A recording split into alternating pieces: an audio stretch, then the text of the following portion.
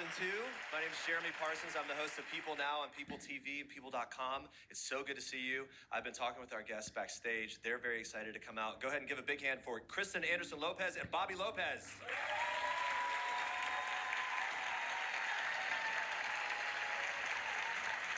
Hi, everybody. Hello. Hello, hello. All right. This is so cool, by the way. This is really cool. There really seems to be a sense of love and appreciation for this project, for this franchise. Did you get that feeling as you're interacting with the other major players on this movie that people are really pumped about it? Yeah, I mean, we've all been through this crazy experience together. 6 years ago, we say this all the time. With Frozen 1, all we wanted was to just not have our career end. Because these things are very, very hard to write. And they're very complicated. And screening after screening, we would write these songs, but things just were wonky and not coming together. And we kept having this mantra of, trust the process, trust our collaborators. You've also talked about how your two little girls, for the first one, some of the sibling rivalry and relationship and the way it all played out kind of inspired some of the themes and of the music. For this one, for Frozen 2, what was the inspiration or the real point of connection for inspiration as you started pinning the words and the music?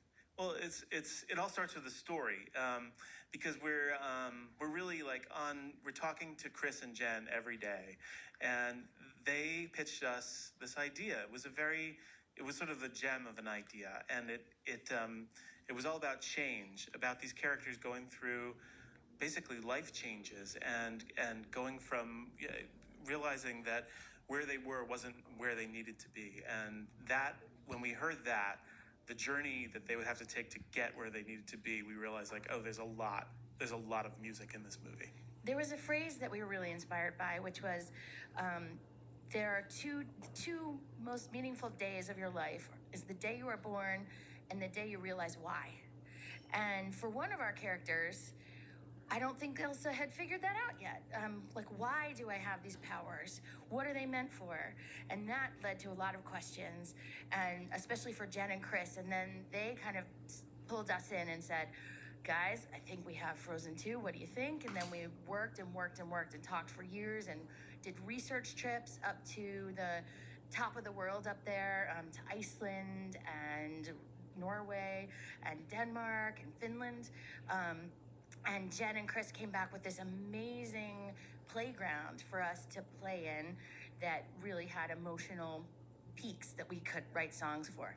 Well, it's unbelievable the talent that the two of you represent. Grammys, Oscars, first ever double EGOT winner ever. Big round of applause for that. It's kind of a big deal. Kind of a big deal. But so look, the talent's there, and so obviously you guys you know how to get inspiration, you know how to write music. You were telling me backstage that as part of this process, you'll kind of get some storyboards or things or some inspirational artwork from the filmmakers to kind of guide you and prod you along in terms of where these songs need to go. Talk to me some and talk to the rest of us about how that works out. I thought that was pretty interesting.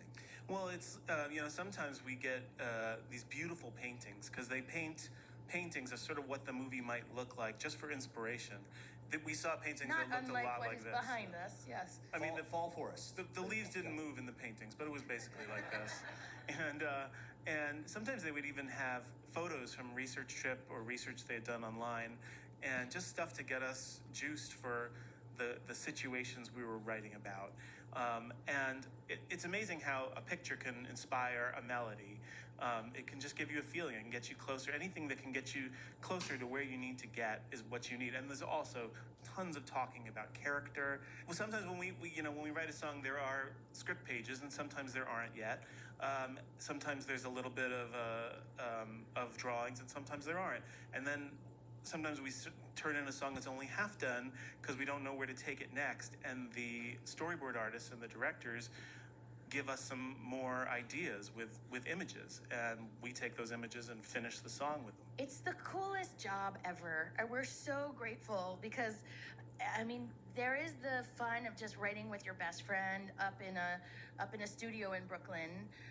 But then you send it to the greatest artists and storytellers in the world, who then shoot you back with all right, I'll see your song and I'll raise you this hilarious image message that is then going to take you to the second verse of your comedy song. Yeah, you told me at the premiere that you always hear Idina Menzel in your head. It's just a thing now. You can hear the voice. So obviously there's the artwork, but knowing her voice so intimately, and in terms of her voice as an artist as well, and the literal singing voice as well, it's locked in. But how much does that sort of inform the process? Oh, all of it. I mean, today, I'm going to sing a little bit. I feel that about all of the actors, really. I know Kristen Bell's voice really well, too.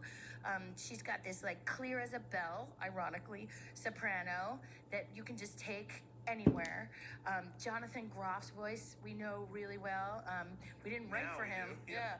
The first time around, and that was because Christoph couldn't sing until he was in love. By the time he was in love, he was racing somebody down a mountain. So, But Josh Gad's voice, you know really well too. You were talking to him I've about been that. working with Josh for like 12 years now. All right, let's talk about the first song. All Is Found is sort of the mother's lullaby. this is the very first song we wrote for the movie, and I think of it as like a roadmap for the movie. When you go back, and hopefully you'll see it again after you've seen it, you'll be like, oh, that's full of clues, which was intentional because Iduna, as mothers, we sing these songs at bedtime, and you hope that these messages of love and care kind of go into, and they'll remember, your own children will sing these lullabies when they grow up. And it's Iduna's way of sort of leaving a secret message for her two girls through and this song. In Frozen 2 is a lot of things. It's also a mystery, and Iduna is the mysterious character that has a secret that we didn't find out in the first movie, and so she is trying to leave breadcrumbs through the lyrics of this Do you lullaby. want us to sing it now? Yes, I do. Let's give it up for them as All they sing a little piece. We can sing the whole one of this. We can't sing the whole one of some of the others, but.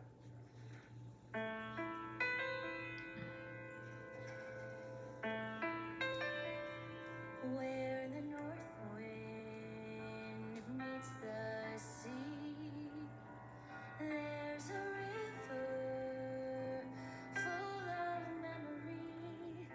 Sleep, my darling, safe and sound, for in this river all is found. In her waters, deep and true, lie the answers and a path for you. Dive down deep into her sound, but not too far, or you'll be drowned. Yes, she will sing to those who hear, and in her song all magic flows. But can you brave what you most fear? Can you face what the river knows?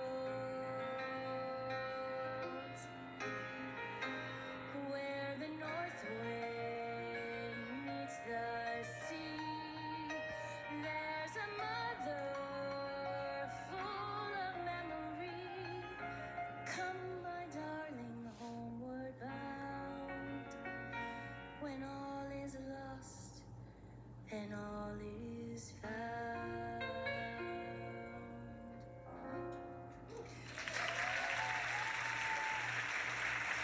Thank you. So great. That's beautifully sung by Evan Rachel Wood. Yeah. She has mist in her voice, and she starts the movie with mist. Yeah, talk about Evan Rachel Wood's character a bit and how whatever you're allowed to say about how she plays in here. Oh man, casting that role, we had to find someone who would sound a little like Elsa and a little like Anna, but didn't sound like one of them, like their generation. Evan has this huskiness to her voice, and she's a phenomenal actress. She sounds like their mother. It just feels like the DNA's in there. But she's full of mystery. And Evan also, her voice is just full of mystery. Yeah. And she says, I got to do a junket with her, and she says that the only thing better than being a Disney princess is being a Disney mom. It works out. All right, so the next song, Into the Unknown. This is a big one. I've been singing this since I saw the movie. I can already tell my girls this is gonna be on repeat on our long road trips. I can't wait. Kind of a catalyst for Elsa, wasn't it? Yeah. So there's this voice that's been calling her, and it's actually using an old ancient shepherdess technique called kuning, spelled Kulning. It's a Scandinavian thing. And it's sort of a and that is how they used to call their cattle home. Like each cattle has its own sound, and that shepherdesses would call, and only their cattle would come. Wait, so how did you discover this? Through our research all Yeah. around Norwegian, like ancient Norwegian tradition, and it's in the movie. It's in the first movie. We used it in like when Elsa was really upset and she's freezing the river when she's running away, and you hear this like this kind of thing. It's really hard to do. It's better if you're Norwegian and you do it. Familiarity helps, yeah. But anyway, this voice has been calling her, and Elsa is resistant. She's so grateful to be queen. She's so happy to be here. That was really important. And Jennifer Lee and Chris Buck really put a lot of work into making sure we knew Elsa was happy where she was. But this voice is calling. And it sounds like this. Bobby's gonna play that voice 2 octaves lower. Yeah, I'm gonna sing it. I'm gonna try. Here we go. And she's Should I trying start to it? resist it. But it's 3 in the morning as she wakes up.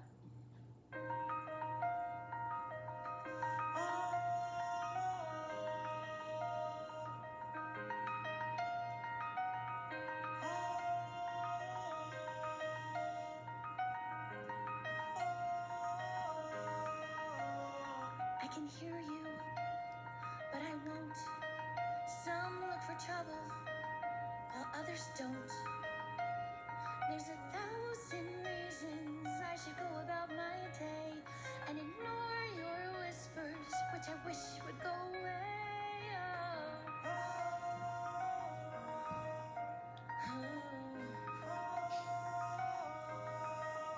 You're not a voice. You're just a ringing in my ear, and if I heard you, which I don't, I'm spoken for, I fear. Everyone I've ever loved is here within these walls. I'm sorry, secret siren, but I'm blocking out your calls. I've had my adventure, I don't need something new. I'm afraid of what I'm risking if I follow you into the unknown. Into the unknown.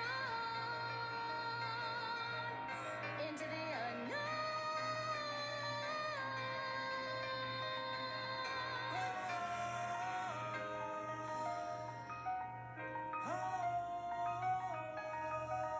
What do you want? 'Cause you've been keeping me awake. Are you here to distract me so I make a big mistake? Or are you someone out there who's a little bit like me, who knows deep down I'm not where I'm meant to be? Every day's a little harder as I feel my power grow. Don't you know there's part of me that longs to go into the unknown, into the unknown, into the unknown.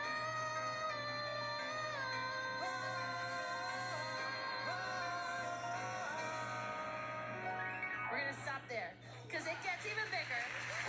Incredible. Really incredible. Thank you. And you guys can probably tell just by hearing that when that is done, the full orchestration, everything in the movie, that was one of those moments as I watched where I got chills. Maybe I welled up a little bit. Was there a moment for you with that song where the chills hit and you're like, we got it? You know, I think it was watching the orchestra record it. That's what I was gonna say. There's so many moments, like Adina gets it, you know, gets the hairs standing on the back of your neck. But the best days of our lives, you know, are like the days our children are born and the days Our wedding. our honeymoon. There's a lot of good days in our life, but the days we record the orchestra, it's just like a treat for 2 New Yorkers who grew up doing musical theater. Like there are 90 to 100 of the greatest musicians in the world, all there to do your stuff, and it sounds amazing. It's unbelievable. Our That was orchestrator magical. Dave Metzger just killed this one. It's like the strings are the drums, basically. The strings are doing the rhythm. This song is an epic moment in the movie Lost in the Woods, where it sort of goes into this. I think we can just go ahead and say that it's kind of like this, like very like rock ballad vibe, and it's all in, really fun. Yeah, there's a specific decade it evokes. Yeah. You guys will feel that when you feel the music. And I'm going to just play the air guitar and the backup singer. Oh, and you should know. So he's just proposed to Anna, and she wasn't even there. He proposed to someone else by mistake, and he's left alone with Sven in the woods, and he's just feeling totally bereft. And Sven encourages him to express his feelings, which he does. All right, here we go. Lost in the Woods.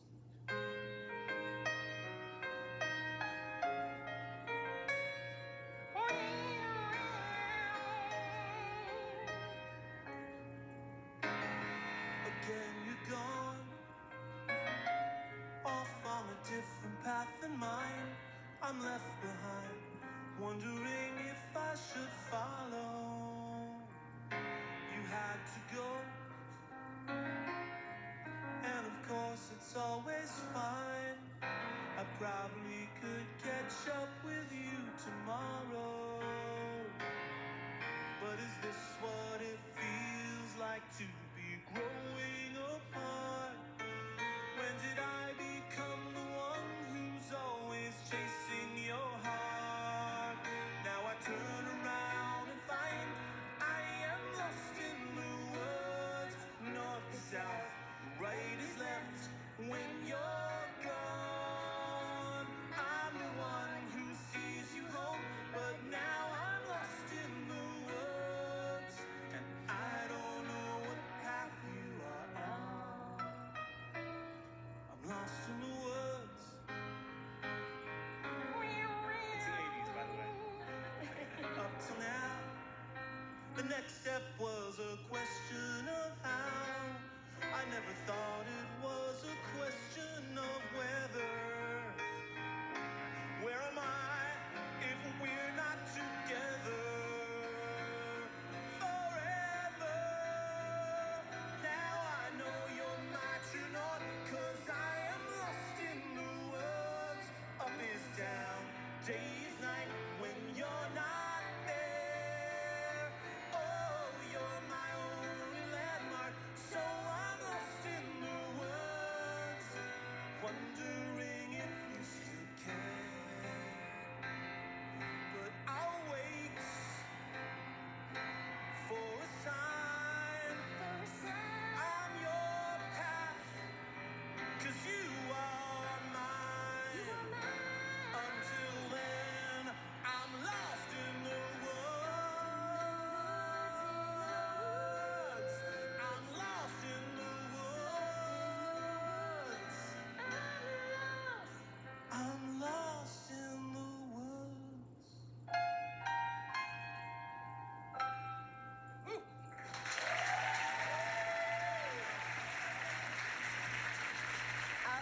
I'll leave you guys to guess who the backup singers are. We were talking a little bit before, and Jonathan Groff even mentioned how excited he was to get a showcase like this, because he didn't really hear him sing in the first movie, but he was pumped.